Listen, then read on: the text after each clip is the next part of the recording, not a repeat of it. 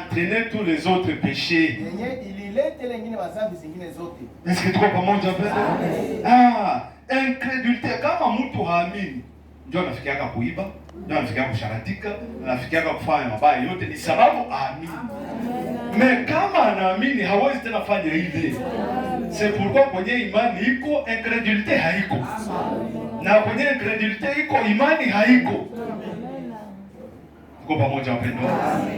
Mungu atapewa sifa. Pale niko nenda naruka tu. Anasema tena kwamba plusieurs prédicateurs wahubiri wengi prêchent sur la parole. Wiko nahubiri juu ya neno. Amen. Jana tunarudilia baske na mtafsiri mmoja kulikuwa kuna mrukaruka. Plusieurs prédicateurs wahubiri wengi prêchent sur la parole. Wanahubiri juu ya neno. Mais ils ne prêchent pas toute la parole dans toute la vérité. Lakini hawahubiri neno yote ndani ya kweli yote. Amen.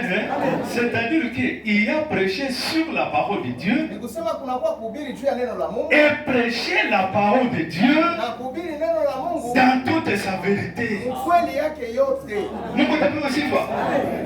Plusieurs prédicateurs prêchent sur la parole. Wahubiri wengi wanahubiri juu ya neno. Anaweza kamata ka verset moja anasoma mbele nyingine ni vyake. Ndio.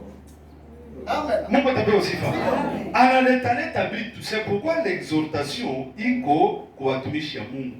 Nous devons prêcher la parole de Dieu dans toute sa véracité. Mungu atapewa sifa. Hapana kuleta ulisikia kitu kama kwa reseaux sociaux unaona kaleta hapa. Unatia kasema hapa. Déclaration zetu zinapaswa kwa appuyer na neno la Mungu. Amen. Mungu atapewa sifa. Amen. Anaendelea tena narudilia experience ya yeye Nabii Branham alifanya mu 1900, c'était le 11 juin 1933. Wakati wanataka batiza la 17e personne, alisikia sauti na mwelezea angalia juu, na wakati alipoangalia juu ile koloni de feu ilishuka na ikamwambia Mungu atapewa sifa. Tunakumbuka siku yote? Ndio siku yenye alipata manda. Anasema pale ndio kwenye alipokea ujumbe. Ndio siku alipokea manda ya kuhubiri neno la Mungu. Aseme Nabii Branham alipokea ujumbe. Yeye Mungu alimvuna. Alirudia, alienda kupumzika. Gisi alienda, ujumbe ilibakia na sie. Mungu atapewa sifa. Hakwenda na neno la Mungu. Yeye alienda kupumzika, neno la Mungu tumebakia nalo. Limebakia juu ya nini? Juu ya kutayarisha bibi harusi wa Yesu Kristo. Amen.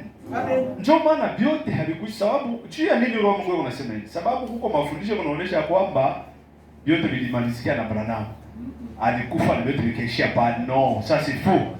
Yeye alikufa na ujumbe tulibakia nayo. Amen. Na roho Mungu anaendelea na ile ujumbe ulimwenguni kote kutayarisha bibi harusi wake.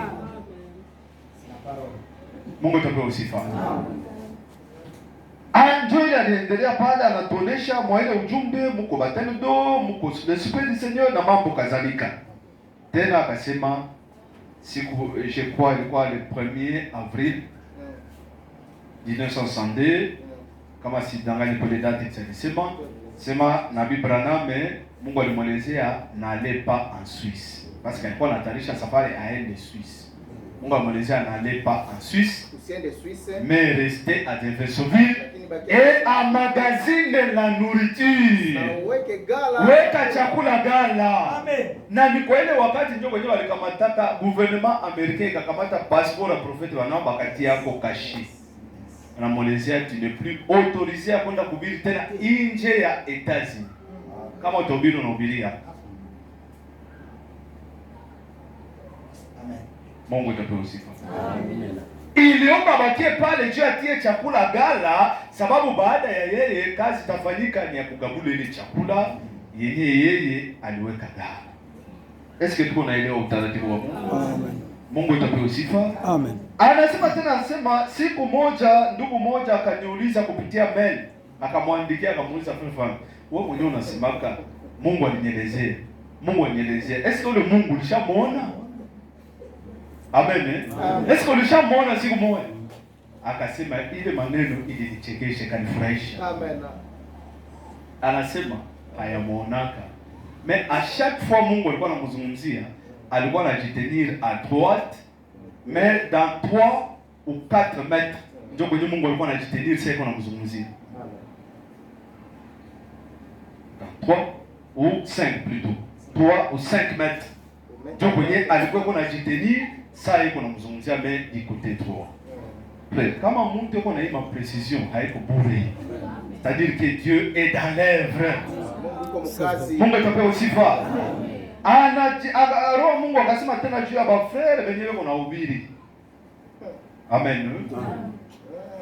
Anasema wahubiri wanapasha hubiri neno la Mungu tu. Tuhubiri neno la Mungu tu. Juu ya nini neno la Mungu tu? Anasema ni neno la Mungu tu ndio linaleta nuru. Amen. Ni neno la Mungu tu ndio linaleta wokovu.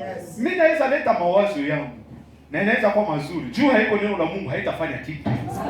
Na haitaokoa mtu. Kenye kinaokoa na kenye kinatosha watu mugiza ni neno la Mungu. C'est ça. Ndio maana watumishi ya Mungu tuletee watoto wa Mungu neno la Mungu. Tusilete mateatre hapa. Amen. Amen. Amen. Amen. Kaonesha que l'obéissance, la foi et l'obéissance marchent ensemble. Imani na utiifu natembea pamoja. Ni mwenye anaamini Mungu ndio anatii maneno ya Mungu. Usijingojelee mwenye haamini ati neno la Mungu haviwezi fanyika. Parce que la foi marche ensemble avec l'obéissance. Imani natembea pamoja. Et la désobéissance marche ensemble avec l'incrédulité. Kutii inatembea pamoja. Mwenye haamini hata siku moja hataishi neno la Mungu. Amen. Meki ya kushangaza si wenyewe tunaamini tunaendana na kopia tu mwenye haamini. Kile kinaonyesha tu ya kwamba na si hatuyaamini. Amen.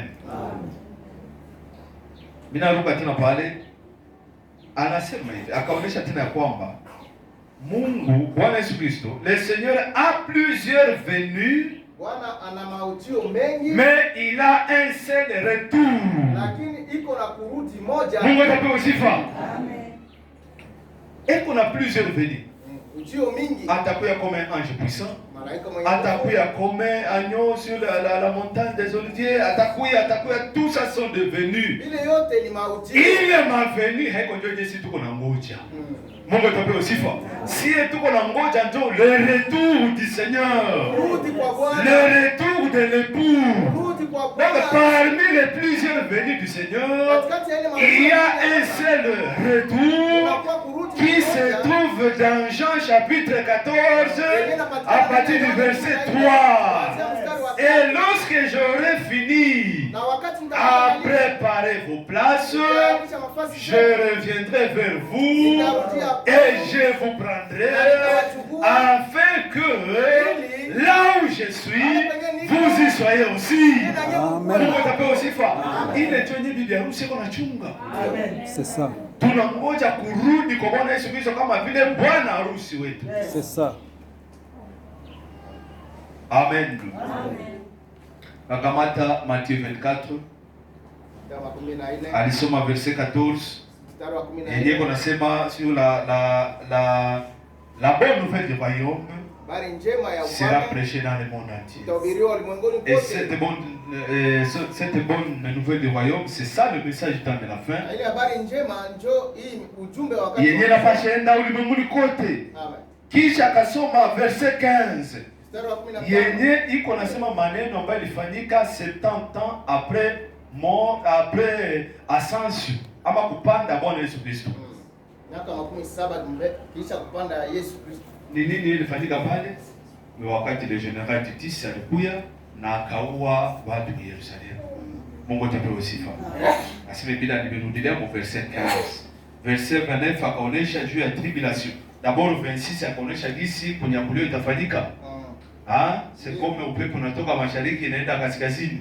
Na ndio kisi itafanyika. Verset 29 akaonesha jinsi iko nasema juu ya tribulation yenye itafanyika après enlèvement. Ndio maana tuko naonesha watoto ya Mungu hii dunia tuko naona leo. Kisha bibi harusi kutoka haitakuwa hivi. Mungu atapewa sifa. Haitakuwa na hii salama kidogo iko nakuya kudunia ni juu ya bibi harusi. C'est ça. Bibi harusi akienda c'est fini. Kwisha. Vitu vitaharibika. Ndio. Ndio maana kuna sema alisema hapa kwa verset 29 iko nasema juu ya tribulation yenye itaingia kudunia après l'enlèvement, pas avant l'enlèvement. Kisha kunyakuliwa, hapana mbele ya kunyakuliwa. Amen. Kisha le verset 40 ilisema juu ya kurudi kwa Bwana wetu Yesu Kristo. Yenye kuna sema ile siku kuko mwenye atakuwa hapa, mwingine pale, wawili ukitanda moja atachukuliwa, mwingine anabakia. Mungu atapewa sifa. Na verset 45 inasema juu ya la distribution de la nourriture. Kugawanywa kwa chakula. Ndio wakati yenyewe tuko tunaishi. Yes. Ni wakati yenyewe chakula iko nagabuliwa. Na anasema chakula yote imepewa kwa watumishi wa Mungu. C'est pourquoi sisi watumishi wa Mungu tunapasha beba chakula ya watoto ya Mungu, tunawaletea kumeza ambayo ni mbali, gisi imetayarishiwa. Tusitie mawazo yetu wala mawazo ya mtu fulani. Kisha anasema après la distribution de la nourriture. Kisha kugawanya chakula. Alors Matthieu 25 inatimilika. Amen. Matthieu 25 chapitre 1er itatimilika. Yenyewe nasema ufalme wa mbinguni inafanana na bikira 10. Amen. Ambao wataingia ndani ya safari na wewe unaenda kukutana na bwana harusi. Sasa après la Mungu atapewa Kisha kugawanya chakula. Donc tunapasha fanya angalisho bien aimé wakati imeenda.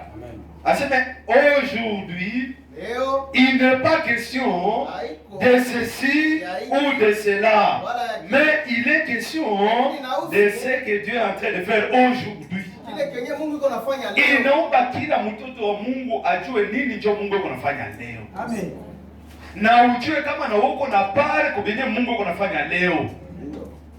Est-ce que tuko pamoja? Watu mingi leo wawili mingi wako nafasi. Frère Branham hadi Frère Branham alifanyaka hivi. Mungu na Frère Branham alifanyaka hivi ndio. Na wanafasiria wenyewe Mungu atafanya huko mbele kwenye tuko naenda. Leo waulize leo hii Mungu yuko anafanya nini? Habajua? Merci kwa neema Mungu tunajua Dieu est en train de distribuer la nourriture spirituelle au temps convenable. Au travers du ministère des serviteurs fidèles et prudents qui est établi sur les domestiques de la maison de Dieu. C'est pourquoi tulibafundisha hapa ya kwamba chakula yenyewe na Biblia na aliweka gala, Mungu atapewa sifa, ile depot balipatia frère Franc. Amen. Amen. Yeye ndio kuna drop kuingia mdepo, anatosha chakula, anaitayarisha, anapatia watumishi ya nyumba ya Mungu. Na sie watumishi ya nyumba ya Mungu ni kubeba ile chakula gisi imetayarishiwa, tunaletea watoto ya Mungu. Amen. Pourquoi leo frère, mhubiri usijisumbue na mhubiri. Usitafute kwa special. Bienye tunapasha ubiri bilisha ubiriwa. Bilisha tayarishiwa. Si tubebe tu na tuletea watoto ya Mungu. Tusitafute kwa special na mimi nifanye vitu kwa maajabu ndio kwenye watu wako naenda nje na wanaacha mpango. Amen. Na kwa kumalizia anasema il ne suffit pas. Nous siku na nibiko bia mingi.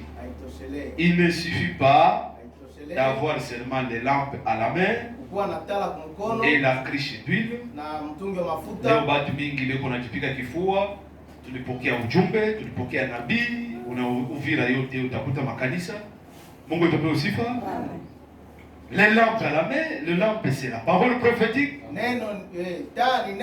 C'est le message. Batu yote wanajipika kifua, beko na ujumbe. Na anasema haiko ndio problem, ile haitoshi. Meki lazima ni kila mtu afanye experience. Afanye experience na Mungu. Basi kuhubiri tu juu ya Roho Mtakatifu, mimi ufanye mazoezi na Roho Mtakatifu. Amen. Isikuwe tu upako juu yako, mimi aikale ndani ya roho yako. Gisi Roho Mungu atufundishe. Na Roho Mungu anabirudia tena. Afanye habitation yake ndani yetu. Amen. Mungu utapewa sifa. Anasema watakatifu wa Agano la Kale. Tangia gisi Bwana Yesu Kristo alipanda, bali wenye alipanda rabu. aseme beko katika mwili ya utukufu na beko napumzika. Aseme kuna kwa hiyo wanapumzika habakuli. Sababu mwili ya utukufu hautakula. Beko mwili ya kiroho plutôt, mwale mwili ya kiroho hawezi kula. Ndio maana mbele tuingie mu repas de noces, inaomba batoke mwele mili bakuye tena bafufuke mwa dunia meme mwili ya utukufu. Na siwe tutakutana tuko hai, tutoke mwa mili tubadilishwe, tuvale mwili ya utukufu. Hapo ndio tutaenda si wote mu repas de noces, mule ndio tutakula sasa. Tuko pamoja?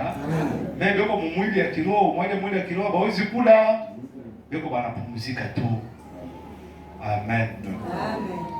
Est-ce que tunaelewa watoto wa Mungu? Kwa kifupi tu.